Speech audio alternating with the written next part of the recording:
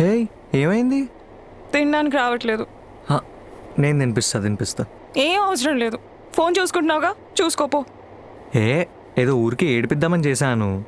నువ్వు కావాలనే చేస్తున్నావు, నాకు అర్థమవుతుంది. అసలు నీకు నేనంటే ఇష్టమే లేదు. అరే, నేనే పిచ్చిదాన్ని వెంట పడుతున్నాను. నేనేదో సరదాగా చేశాను, సారీ. తిను. అను.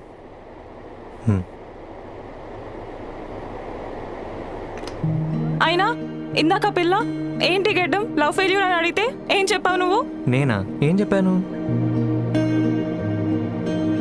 చిచ్చి, నేనేమైనా పిచ్చోన్నా, నేనంత ఇమ్మెచ్చోని కాదు అని అంటావా?